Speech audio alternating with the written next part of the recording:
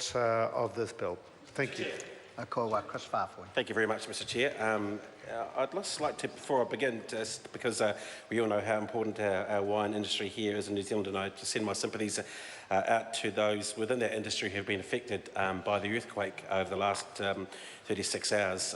Hearing on the radio, there have been some winemakers affected by, and their production has been affected by the earthquake, and I think along with all people who've been affected, our sympathies go out to them, and we hope that they can return to production as soon as possible, especially around the Marlborough area, which I understand has been affected quite a lot.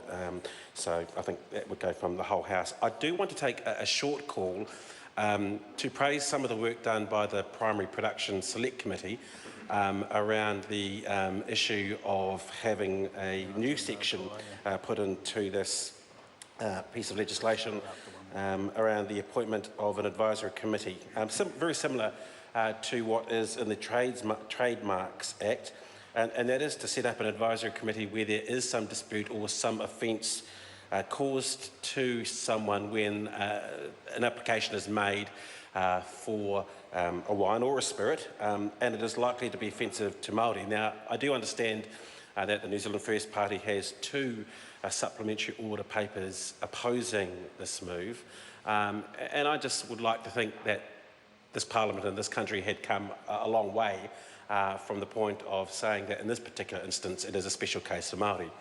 This piece of legislation is all about brand New Zealand, and one of many unique identifiers that we have to New Zealand is our tangata whenua, our people of Māori origin, and a lot of the place names that go around that may be seen as a unique identifier, a brand for a particular type of wine. And I can see and foresee some instances where there may be some dispute and offence may be taken whether a place name has been used inappropriately, or whether there's some dispute over a place name, and this has to be looked at.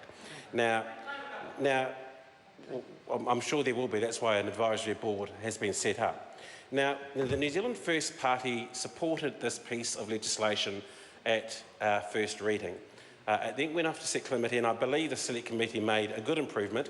It inserted this advisory committee, which is already established under the Trademark Act. So it's just ensuring that there is a body to make sure that any dispute can be looked at.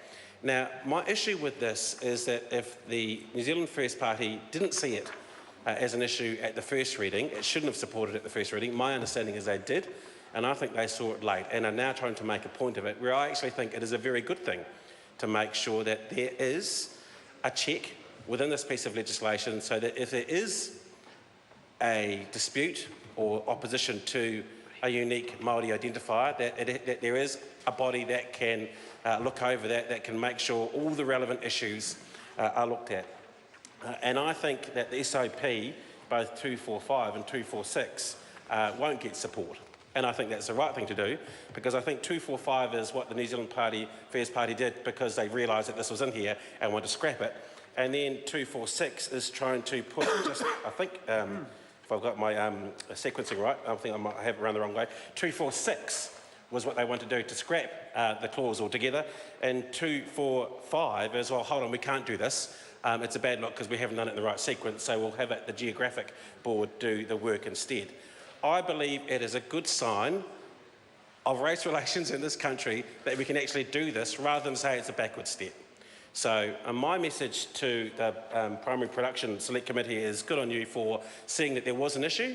It was originally in the legislation, but there wasn't a mechanism to be able to look and cover these disputes, and now there is.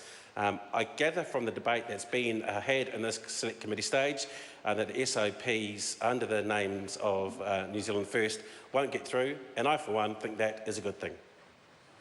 Mr. Chair. I call Stuart